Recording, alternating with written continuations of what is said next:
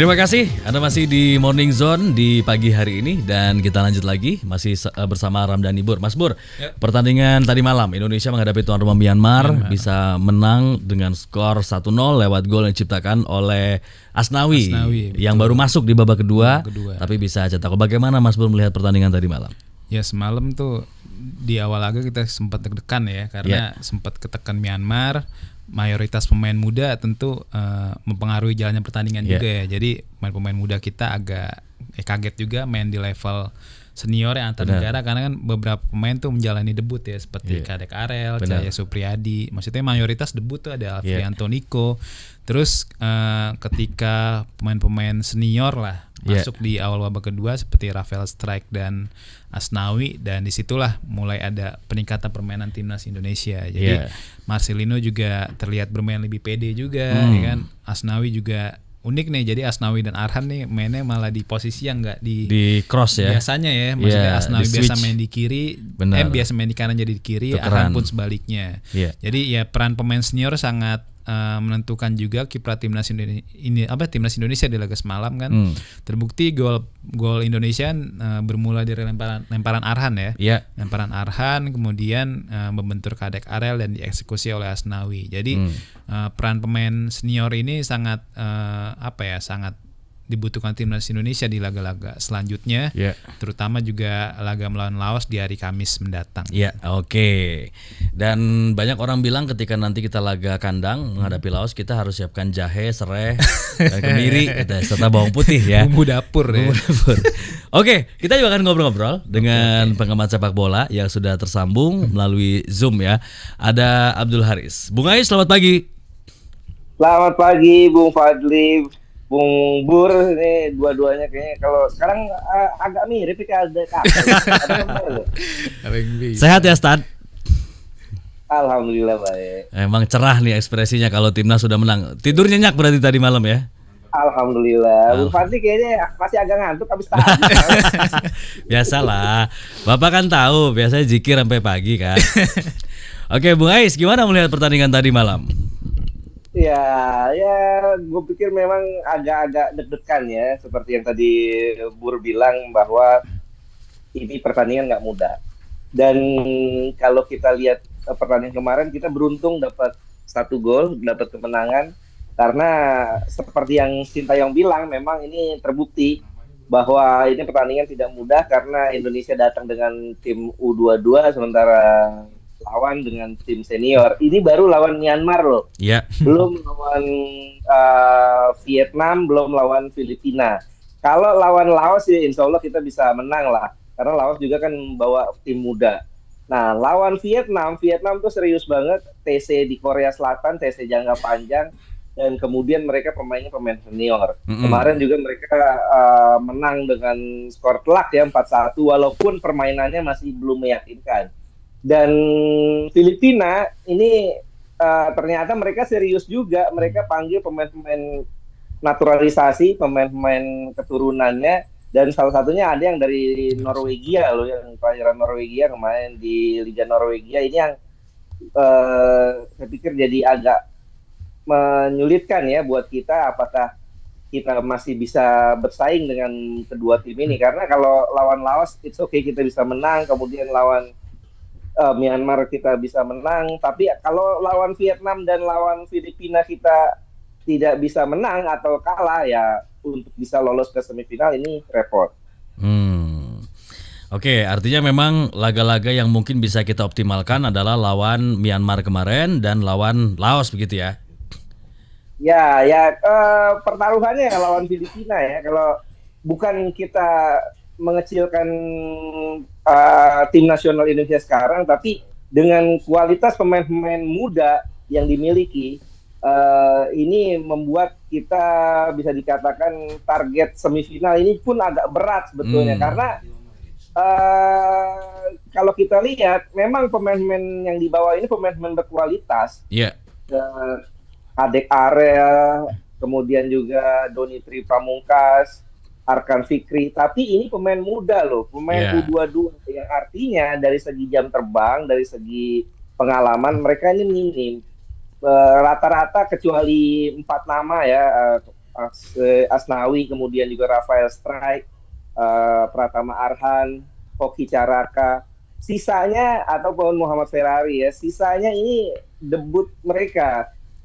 Dan sisa yang lainnya juga mereka masih nol caps-nya di level internasional. Nah, sementara lawan-lawannya nih lawan-lawan yang nggak main-main. Kemarin ya karena Myanmar ya, walaupun kita main away, yang kita hadapi Myanmar. Dan juga kemarin kalau kita lihat chemistry antar pemainnya juga masih belum dapet nih, masih belum terlihat. Ini tentu yang jadi kendala tersendiri buat Coach Sintayong. Jadi kalau saya pikir kita jangan terlalu banyak berekspektasi ya terhadap tim nasional Indonesia di Piala AFF kali ini. Nah, tadi malam kan ball position kita mampu kontrol, unggul ya, tapi kemudian justru banyak pemain Filipina yang mendapatkan peluang. Myanmar ya. Iya, Myanmar. Kemarin kalau kita lihat itu Myanmar, saya lihat ada sekitar 3-4 peluang Myanmar yang bisa jadi gol. Terutama di babak pertama itu. Bagaimana mereka crossing Mong Luin itu sangat berbahaya.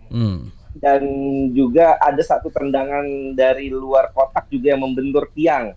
Nah, ini jadi warning buat Coach Sintayong ya, karena ini baru Myanmar loh. Belum Filipina, belum Vietnam. Artinya kalau seandainya ini tidak bisa diperbaiki, chemistry ini, kemudian juga koordinasi di pertahanan tidak bisa diperbaiki, ini saya pikir sulit buat timnas Indonesia untuk bisa bersaing, untuk bisa lolos ke semifinal. Yang jadi masalah soal efektivitas serangan atau apa lagi Bung Ais? Iya, efektivitas serangan terutama di babak pertama ya. Artinya ketergantungan para pemain kita terhadap pemain-pemain senior ini sangat tinggi ya. Kemarin saat di babak pertama kita terancam sekali, tapi untungnya di babak kedua saat Asnawi masuk, kemudian Rafael Strike masuk, Victor Detan masuk, ini mengubah.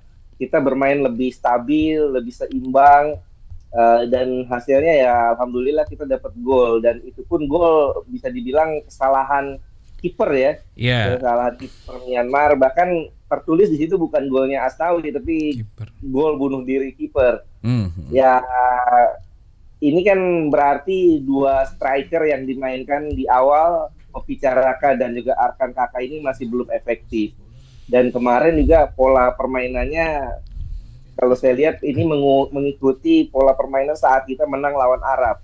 Bukan 3-4-3 tapi 3-4-1-2 karena Marcelino ditempatkan di belakang dua striker. Dan yang menarik memang tadi benar kata Bur ya, bahwa ada eksperimen di sana, ada Asnawi yang dimainkan di back kiri, kemudian Pratama Arhan di back kanan, dan juga bukan itu aja, ada juga Dodi Tri Pamungkas yang dimainkan sebagai salah satu center back.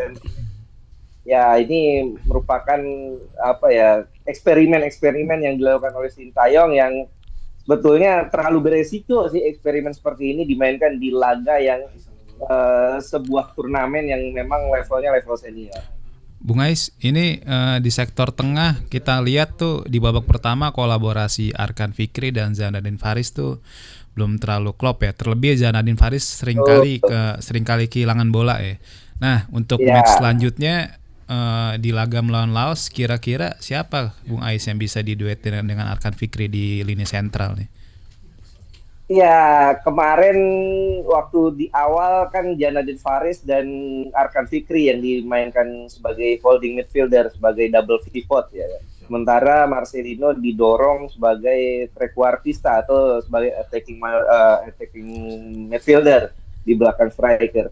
Dan ini sebetulnya awalnya berjalan bagus, cuman Zainuddin Faris ini banyak sekali telat passing sehingga bolanya keambil. Kemudian juga dia agak sedikit tidak tenang, jadi saat di pressing dia agak sedikit panik. Nah, di babak kedua Sintayong agak berubah, dia balik lagi ke pola 3-4-3. Marcelino dimainkan sebagai gelandang tengah bersama Arkan Fikri. Ya, saya pikir pola di babak kedua itu yang akan kembali diulangi oleh Coach Sintayong saat menghadapi Laos, saat menghadapi Filipina atau menghadapi Myanmar, menghadapi Vietnam. Bisa jadi nanti di pertandingan kedua menghadapi Laos, Coach Shin akan memainkan rotasi. Pemain-pemain yang belum tampil seperti Kakang, ini akan dimainkan di sana.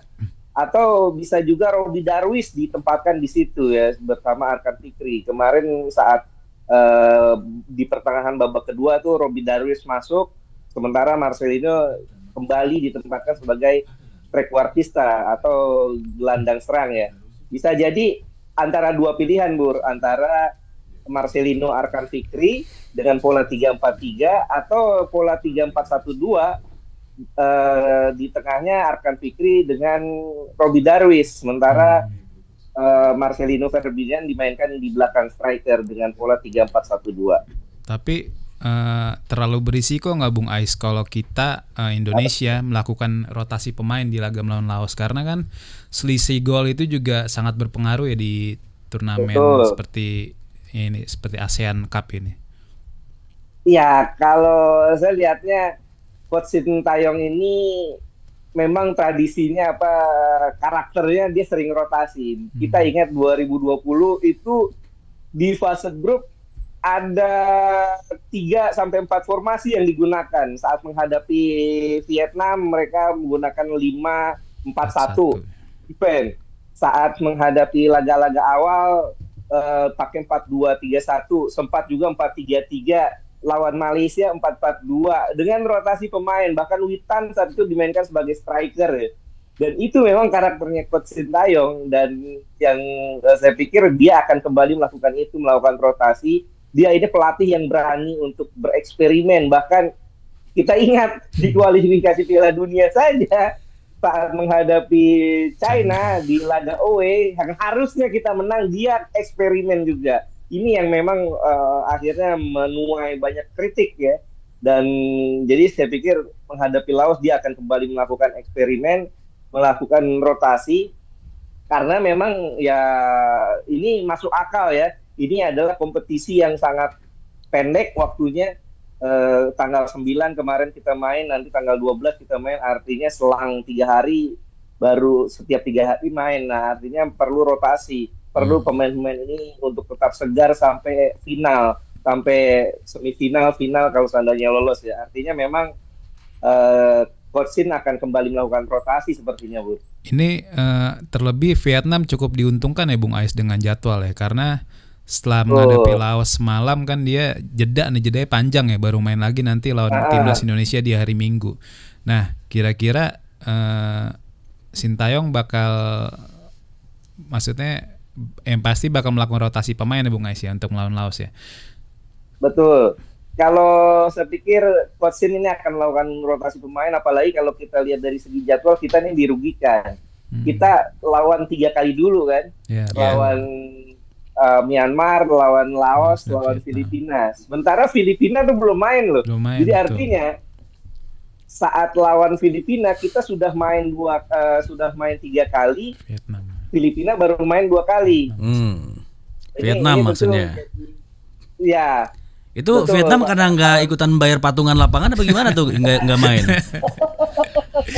Kayaknya gitu tuh. Kayaknya gitu. Ya itu, tapi ya itu biasa lah. Artinya setiap tim kan ini hasil undian ya. Kadang-kadang kita beruntung, kadang-kadang enggak. Kalau saya pikir Coach Shin ini akan coba menang 2 kali lawan Myanmar, lawan Laos, dan kemudian lawan Filipina. Ini kuncinya lawan Filipina sih saya pikir.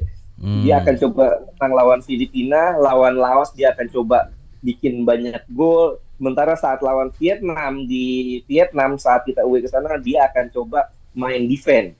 Main seperti saat Piala AFF 2020, dia akan coba bermain tertutup, bahkan bisa dibilang parkir bis ya, untuk bisa dapat 1 poin. Dan ujung-ujungnya kita akan coba berusaha mendapatkan keuntungan selisih gol. Ini yang sama skenarionya seperti Piala AFF 2020 saat kita lolos ke semifinal sebagai juara grup di atas Vietnam ya, yang saat itu masih dilatih oleh Pak Kang Seo. Ya.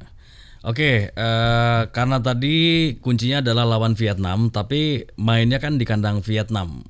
Apakah ini juga termasuk merugikan juga untuk Indonesia?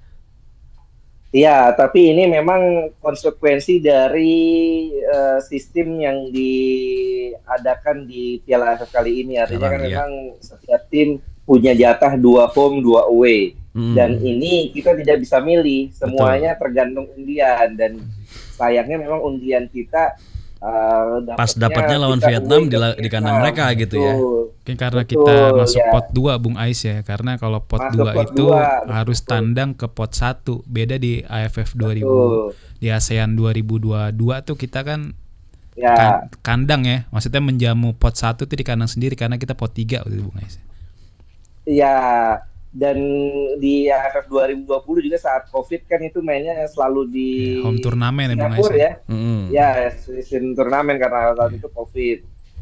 Dan jadi kayak sistem bubble ya mereka tidak boleh keluar. Nah, ya itu resiko lah. Tapi ya ini jadi tantangan buat Coach Sintayong dan ini adalah resiko yang diambil oleh Coach Sintayong karena dia sudah mengambil keputusan menurunkan pemain U22 di turnamen ini. Oke. Kalau Bung Ais optimis nggak kita bisa untuk pertama kalinya menjuarai turnamen ini? Saya pikir berat. Jangankan juara, lolos semifinal aja agak berat ya. Butuh perjuangan, butuh evaluasi. Karena saya sedikit mengkritisi Coach Sin ya dan juga PSSI di Piala AFF kali ini. Artinya ini kan Piala AFF, mereka menjadikan Piala AFF ini target antara sebagai memberi kesempatan pada pemain-pemain U22 untuk tampil bagus di SEA Games. Nah, ini jadi pertanyaan saya, yang turnamen utama yang mana gitu, SEA Games atau Piala AFF? Padahal yang timnas senior itu adalah Piala AFF gitu loh. Sementara dan yang masuk hitungan FIFA berpengaruh terhadap ranking FIFA itu Piala AFF walaupun tidak masuk kalender FIFA. Harusnya skala prioritasnya didahulukan Piala AFF bukan SEA Games gitu ya, karena kita belum pernah loh juara di Piala AFF, sementara di SEA Games udah pernah. Terakhir kita juara, betul. Terakhir kita dapat medali emas. Artinya kalaupun kita tidak bisa bawa pemain-pemain naturalisasi seperti Max Hilgers ataupun Tom Pai, it's okay. Tapi yang menjadi fokus saya seharusnya kita bisa bawa best possible line up lah, yang ada, yang kita bisa panggil, yang bisa kita mainkan. Tapi memang kendalanya balik lagi bahwa Coach Siti ini agak terkendala dengan pemanggilan pemain karena banyak pemain-pemain di Liga 1 bahkan yang tidak dapat izin untuk bisa tampil bersama timnas dari klubnya sendiri. Ini tentu harus ada win-win solution, mungkin seperti era-era terdahulu bahwa setiap pelatih boleh memanggil maksimal 2 misalnya, 2 pemain dari setiap klub gitu.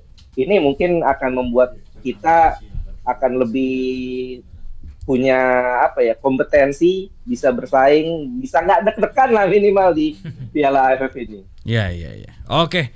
Baik, kalau begitu mudah-mudahan para pemain bisa memberikan performa yang terbaiknya sepanjang turnamen AFF 2024 ini. Kita support dan juga kita doakan. Gimana YouTube? Lancar ya Mas Ais ya? Alhamdulillah. Mantap, sukses untuk Mas Ais. Sampai ketemu ya Bung Ais. Siap. Oke, kayaknya kita perlu kopdar juga nih, udah lama. Oke, baik, itu dia Abdul Haris, pengamat sepak bola. Nah, belum Afdol juga, belum nongkrong kalau belum nanya ke Mas Bur juga. Kalau Mas Bur seperti apa? Tadi Mas Ais agak pesimis, berat katanya untuk lolos. Jangankan juara, artinya jangankan ke final, ke semifinal aja berat katanya. Kalau menurut Mas Bur sebenarnya untuk potensi juara atau enggak kita bisa dilihat dari posisi finish kita nanti di runner up. Kalau misalnya kita lolos ke semifinal ya, semisal kita bisa juara grup dengan segala kekurangan yang ada, kita berpotensi hanya bertemu Malaysia atau Singapura di semifinal mungkin ya. Nah, dengan bertemu Malaysia atau Singapura tuh ada potensi kita bisa masuk ke final. Nah, kalau udah di final tuh pasti suasana udah beda kan, maksudnya udah ada gelar juara yang diperebutkan dan pasti terlebih kita memiliki beberapa pemain yang memiliki mentalitas kuat ya, seperti Marcelino, ada Asnawi, ada Arhan. Maksudnya mereka-mereka ini yang sudah punya pengalaman main di Piala AFF dan sebenarnya nggak menutup kemungkinan kita buat juara walaupun kasnya kecil ya. Jadi kalau secara realistis sebenarnya target masuk semifinal itu sejatinya bisa kita capai. Tinggal kita lihat nih nantinya kita bakal finish di posisi juara atau runner up.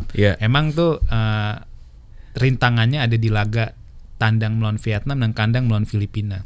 Mungkin dengan seperti apa tadi kata Bung Ais, kita mungkin lawan Vietnam mencari imbang.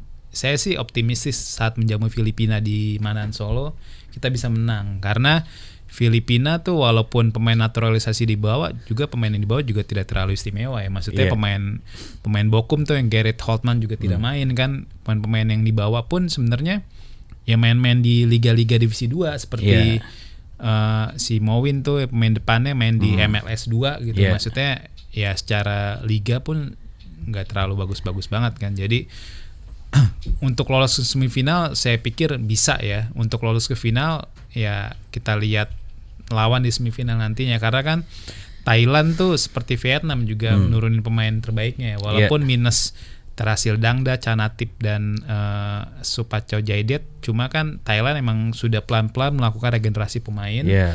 Terasil Dangda juga udah nggak muda lagi ya. Betul, pemain mereka cukup merata ya. Merata ya kan, banyak pemain. Dan juga di AFF tahun ini juga pemain timnas Thailand tuh diperkuat beberapa pemain Liga Jepang ya, seperti Spacok Saraca, terus juga ada Eka Nitanya. Jadi secara kualitas Thailand nih saya menilai yang paling kuat lah di AFF tahun ini ketimbang Vietnam.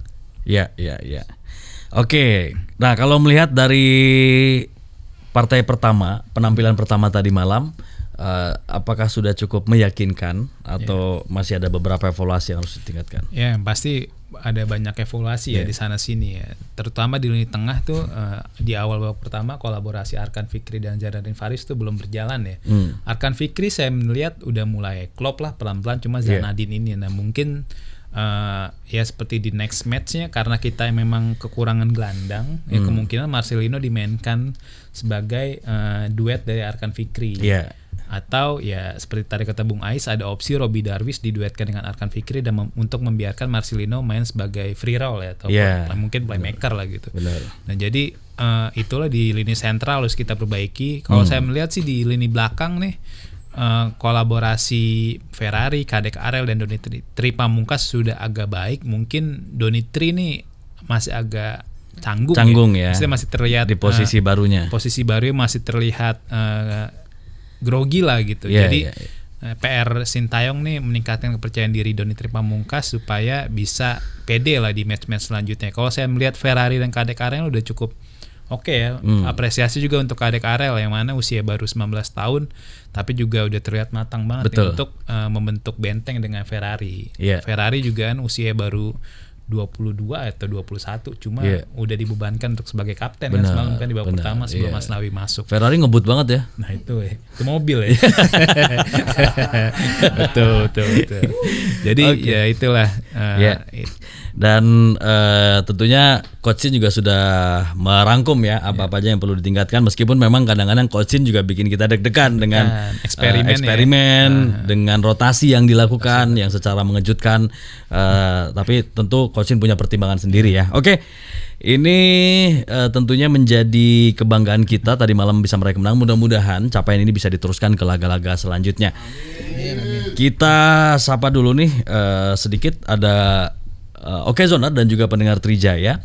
Ada Ibu Nurul, selamat pagi. Bung Fadli dan juga Mas Bur. Itu timnas Thailand memainkan pemain senior terbaiknya ya di Piala AFF tahun ini ya. Jadi memang tadi sudah dijelaskan juga oleh Mas Bur, saat ini Thailand menurunkan pemain-pemain terbaiknya meskipun absen beberapa bintangnya. Termasuk Kiatisuk Sinamwang juga nggak main ya. Udah ketuaan ya. Iya. Dan memang capsnya mayoritas para pemain Thailand ini juga sudah lumayan banyak ya. Di atas 30 semua. Ya benar. Catatan penampilannya bersama timnas Thailand. Oke, ada Pak Patarijo. Selamat pagi. Bulu tangkis nggak ada siaran langsungnya. Ada ya di TVRI Sport dan besok saya akan siaran ya jam 15 waktu Indonesia Barat. Jadi ditonton. Oke. Promo, iklan. Oke, Mas Bur, thank you ya. Terima kasih Mas Fadli. Oke, sehat selalu Mas Bur, sukses selalu. Baik.